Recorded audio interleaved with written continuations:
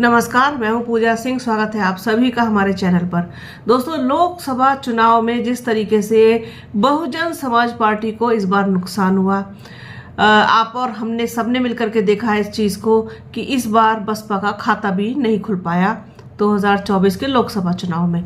अब उसके लिए जिम्मेदार कौन है, उसमें इस हार के पीछे, इस करारी हार के पीछे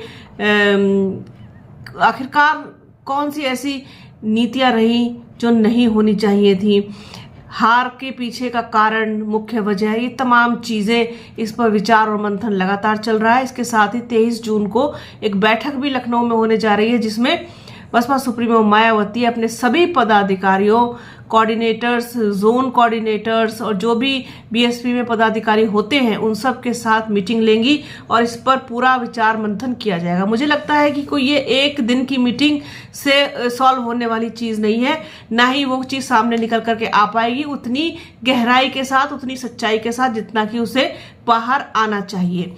अब ऐसे में देखिए कि बड़ी दिलचस्प बात है कि बहुजन समाज पार्टी 2019 में जब समाजवादी पार्टी के साथ गठबंधन करके लड़ी थी, बुआ और भतीजे की जोड़ी, बसपा सुप्रीमो मायावती और अखिलेश यादव, जिसे बुआ और भतीजे की जोड़ी कहा गया था, उन्होंने जब मिल करके चुनाव लड़ा था तो बसपा की झोली में 10 सीटें और समाजवादी पार्टी की झोली में 5 सीटें गई थी और बसपा का वोट शेयर भी कम नहीं हुआ था। वोट शेयर भी उनका डबल डिजिट में ही था, वो सिंगल डिजिट में नहीं आया था।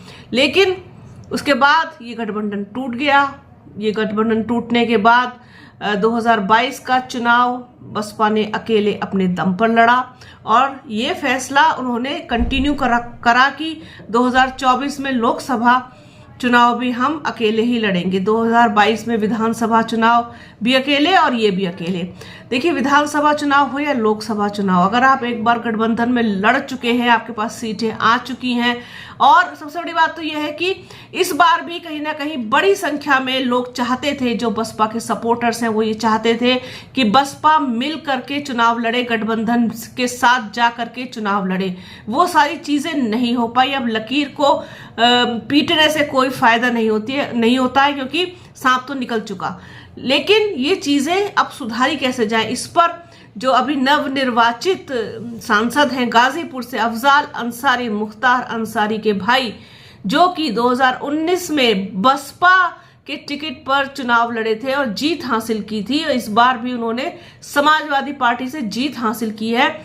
उनका कहना है कि जिस तरीके से बसपा को नुकसान हुआ है, 2022 में भी उनका नुकसान हुआ, 2024 में भी उनका नुकसान हुआ, बल्कि 2019 में वो फायदे में रहे थे जब समाजवादी पार्टी के साथ मिलकर के लड़े थे। तो अब आगे आने वाले चीजों में बसपा सुप्रीमो मायावती को इन सब चीजों पर ध्यान देना पड़ेगा, अपनी कार्यशैली को, अपनी नीतियों में परिवर्तन करके, और 2027 का जो विधानसभा है, चुनाव है उत्तर प्रदेश का, उसमें एक साथ आकर के लड़ना पड़ेगा। और आप ऐसा होते हुए देखेंगे। मीडिया से बात करते हुए अफजाल अंसारी का साफ तौर पर यह कहना था, जिस तरीके से उन्होंने बात को घुमा करके कहा है, पर उसका अर्थ जो है निकल करके वही आता है कि 2027 में बसपा और सपा दोनों एक ही प्लेटफॉर्म पर होंगे, यानी कि गठबंधन में होंगे, तभी कोई बात बन पाएगी 2022 के लिए, क्योंकि 2027 के लिए। 2022 में आपने देखा था कि समाजवादी पार्टी भी उस लक्ष्य तक नहीं पहुंच पाई थी जहां पर वो पूर्ण बहुमत के साथ अपनी सरकार बना सके, उसको भी नुकसान हुआ था। और आरएलडी से उस वक्त गठबंधन था, अब आरएलडी से भी गठबंधन नहीं है। फिलहाल समाजवादी पार्टी का कांग्रेस के साथ गठबंधन है। अब देखने वाली बात ये होगी कि वो गठबंधन कितनी देर तक और कितनी दूर तक चलेगा। गठबंधन का तो हाल और हिसाब किताब आप लोगों को मालूम ही है कि कभी भी और कहीं भी कैसे भी टूट जाता है, किसी भी मसले में जब बात आकर के अटक जाती है।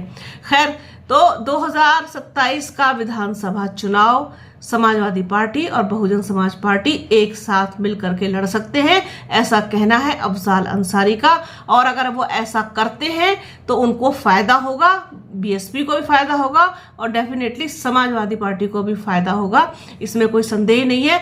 बड़े आत्मविश्वास के साथ और बड़े ही तर्क के साथ उन्होंने अपनी ये बातें रखी हैं अफजाल अंसारी, जो हाल में ही सांसद चुने गए हैं गाजीपुर के साथ। हालांकि उनकी जीत पर भी बहुत सारे लोग क्वेश्चन मार्क लगा रहे थे कि गाजीपुर जीतना इस बार उतना आसान नहीं होगा। इससे पहले भी उन पर कई बार सवाल खड़े किए जा चुके हैं, लेकिन सभी सवालों को नजरअंदाज करते हुए, सबको धता बताते हुए उन्होंने जीत हासिल की। वहां से ये भी कहा जा रहा था कि इस बार मुख्तार अंसारी नहीं है, मुख्तार अंसारी के बगैर चुनाव हो रहा है तो इसका फर्क पड़ेगा, लेकिन उतना फर्क कुछ भी नहीं पड़ा, बल्कि सिंपैथी का खूब वोट उनको मिला। और बसपा के लिए वो सॉफ्ट कॉर्नर रखते हैं, ये भी किसी से नहीं छुपाए। बसपा ही करते रहते हैं, वो पहले भी कई बार बसपा का नाम ले चुके हैं और बसपा हमारे साथ है, बसपा मेरे साथ है, बसपा से मैं अलग नहीं हूँ, बसपा से मैं दूर नहीं हूँ, इस तरीके की बातें भी अफजाल अंसारी के मुंह से सुनी गई हैं। बसपा के लिए इतनी हमदर्दी और बसपा के लिए एक सॉफ्ट कॉर्नर अफजाल अंसारी का ये बताता है कि उनके मन से बसपा निकली नहीं है अभी तक भी।